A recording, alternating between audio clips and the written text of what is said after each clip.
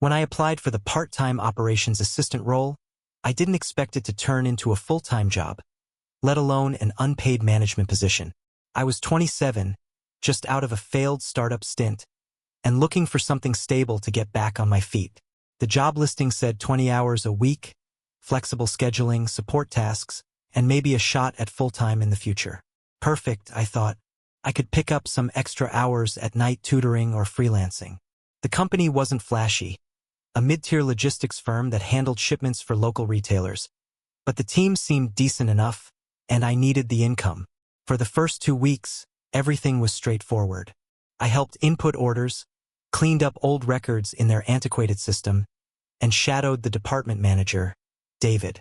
David was in his 50s, sarcastic but sharp, and clearly overworked. "Keep your head down," he told me, "and don't volunteer for anything unless you want to end up doing it forever." Then, one Monday morning, David didn't show up. An email arrived from HR. "David is on medical leave for an indeterminate period. Please direct all logistics inquiries to the department inbox. We'll provide further updates soon." That was it. No replacement. No interim lead. No delegation plan. Just silence. By noon, the phones were ringing nonstop. Delivery manifests hadn't been approved. 3 drivers were confused about their routes, and an order worth $30,000 was sitting in limbo because no one had authorized the shipment. I didn't want to overstep, but after calling around and realizing no one else was handling it, I stepped up. I processed the shipment. I clarified the driver assignments. I stayed 2 hours late to answer every last customer inquiry. I figured it was a one-off emergency. The next day, it happened again. And the next. And the next. By the end of that week, I was the logistics coordinator. I was assigning duties, managing vendors, drafting reports for executives, and juggling 5 inboxes. All without a title change, without a pay raise, and definitely without any recognition. I spoke to HR. "Hey," I said carefully, "I've been taking on a lot of responsibilities since David left. I just wanted to ask if there's a plan to bring in someone else, or if I'm expected to keep handling everything." "Oh," the HR rep said brightly. "Yes, we're so grateful you've stepped up. It really shows initiative. Right now, things are a little tight with budgets, but we're monitoring the situation. Keep doing what you're doing, and good things will come." I tried to believe them. I really did. But months passed, 6 to be exact. And during that time, no one was hired. No one checked in. I was working close to 50 hours a week, staying late, solving crises, and still technically being paid hourly part-time. On paper, I wasn't even eligible for health benefits. Meanwhile, higher-ups began sending me congratulatory emails. "Great work keeping the department afloat. Couldn't have managed this quarter without your leadership. We see you." But they didn't promote me.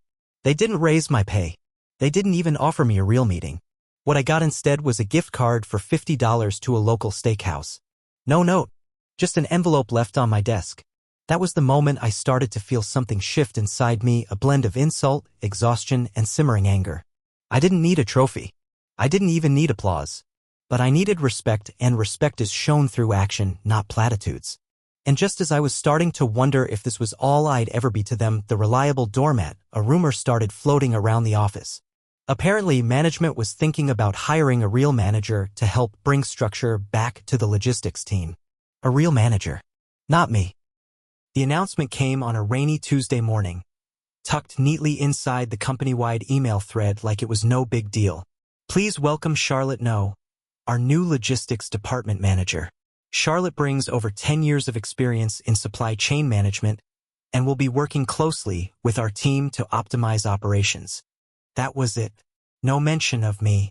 No acknowledgement of the fact that I had kept the department running solo for nearly a year.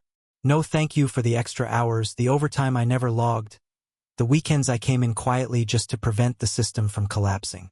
I stared at the screen for a long time, numb. I could hear light chatter picking up outside my cubicle as the news spread.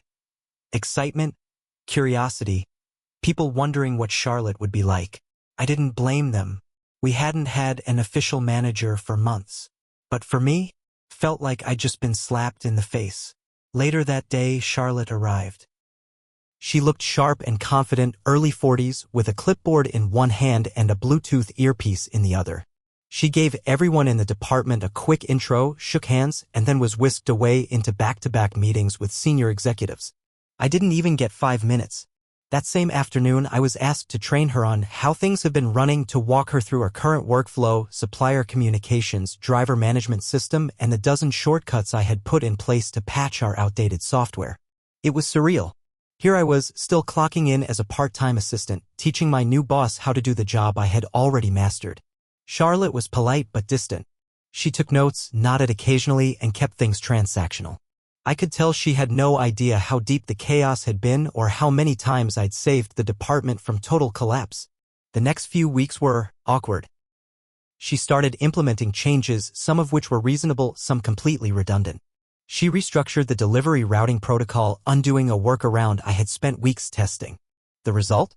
2 shipments were delayed and a long-standing client almost pulled their contract. I stepped in to fix it quietly without credit. Then came the worst part: my hours were cut. Apparently, with Charlotte on board, they figured my role could be scaled back to strictly part-time. I went from 50+ hours a week back down to 18, barely enough to cover rent. No warning. No meeting. Just a new schedule posted on the break room wall like it was business as usual. I confronted HR again. "I don't understand," I said, trying to keep my voice calm. "I've been doing everything for a year. You bring in someone new and suddenly I'm being pushed aside." The rep gave me the usual corporate spin. "It's not personal. Charlotte just needs space to lead in her own way. You've done a phenomenal job, but your original role was part-time. We're just realigning responsibilities." I left that meeting feeling sick. For the first time in my life, I truly understood what it meant to be used. They needed someone to do the hard, thankless work, to plug the gap, to keep the machine running without credit, pay, or protection. And when it was no longer convenient to keep me, they rolled me back like an outdated app. They didn't even fire me because that would require paperwork. They just squeezed me out until I'd leave on my own. But I didn't quit. Not yet. Because something in me had snapped, not in a dramatic, desk-flipping kind of way, but in that quiet, calculated way that only happens when you realize just how thoroughly you've been underestimated. If they thought I was going to walk away empty-handed after all I'd built, they had no idea who they were dealing with. I didn't quit. Not yet. Instead, I started observing. Watching how Charlotte ran the department, how upper management ignored the small fires piling up, and how no one even noticed that I was slowly pulling back my efforts. The gears still turned, but the machine was grinding. At first, I was angry, the kind of anger that keeps you up at night, replaying every "thank you for your help" that really meant "we'll use you until we don't need you anymore." But that anger evolved into something colder: strategy. If they weren't going to value me while I was inside, I'd find a way to make them remember me when I left. So I got organized. Quietly. Methodically. Step 1. Documentation. I already knew the systems better than anyone. I had basically redesigned our entire inventory workflow during David's absence. I had customized spreadsheets, created backup communication procedures, and written macros that shaved hours off processing times. But none of it was formal. None of it had been shared. So I started compiling everything into a digital master file. Internal process maps, vendor negotiation scripts, driver performance tracking formulas, all the supplier contact info and personal rapport I had built over months. I even included screenshots and error workarounds for our buggy software hacks I'd figured out that even IT hadn't solved. I didn't tell anyone I was doing this, but that file was going to be my exit weapon. Step 2. Evaluate leverage. I took stock of what I had. The warehouse staff still came to me when there was a problem. The newer employees trusted my systems, not Charlotte's revisions. 3 of our biggest delivery clients had my direct number saved, and I was their go-to for crisis resolution. And most importantly, the execs didn't realize that half the dashboards they used for performance metrics were being manually maintained by me. Charlotte had no idea how to keep those alive. Not yet. Step 3. Watch them fail. I started letting go. Nothing dramatic. Just subtle things. When Charlotte asked me to review the new delivery protocol, I smiled and said, of course, but didn't correct her mistakes. The week after, 2 deliveries were sent to the wrong locations and the feedback from clients was brutal. When one of the dashboards glitched, I waited. 2 full days. It wasn't until someone from finance came to me in a panic that I fixed it, and only after saying, "That's actually not in my scope anymore." I wasn't sabotaging. I was just stepping back into the role they claimed I had. The cracks became more visible. Drivers were unhappy with last-minute route changes. Inventory mismatches popped up again. Charlotte, to her credit, tried to keep up, but without knowing the subtle fixes and preemptive habits I had built, the system just didn't run the same. I overheard a meeting from the break room once. Voices tense, someone from upper management asking Charlotte why efficiency had dropped so sharply compared to the last quarter. She fumbled through an answer about adjusting processes and ongoing realignment. I just sat there eating my sandwich. Step 4, make my move.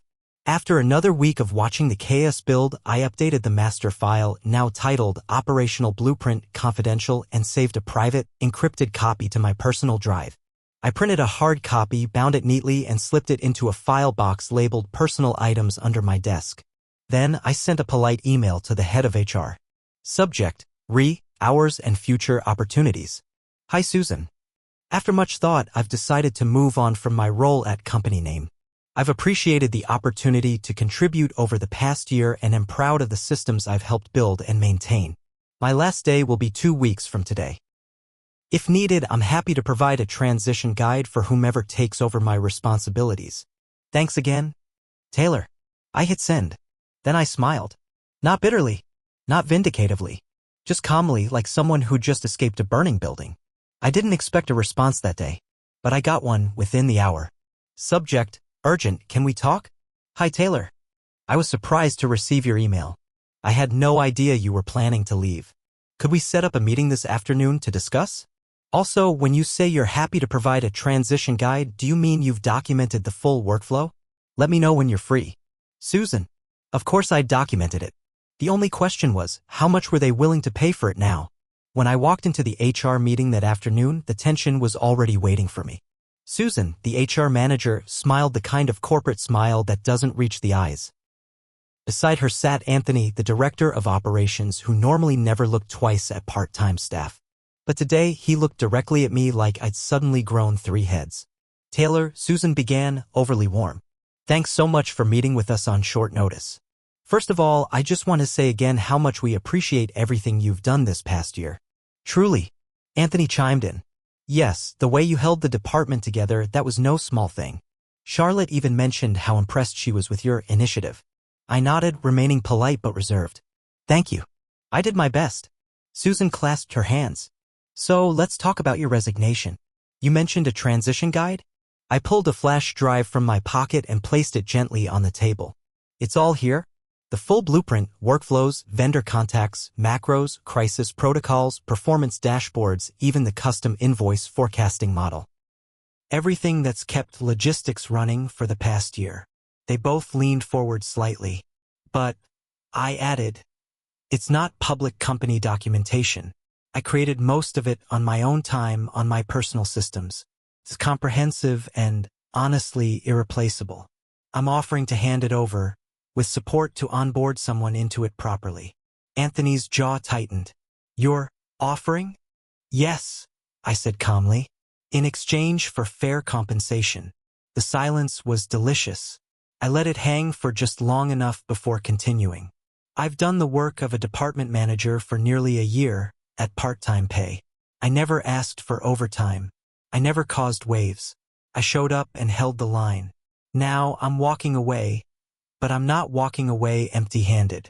This document is the result of a year's worth of unpaid expertise, and I'm willing to license it to the company.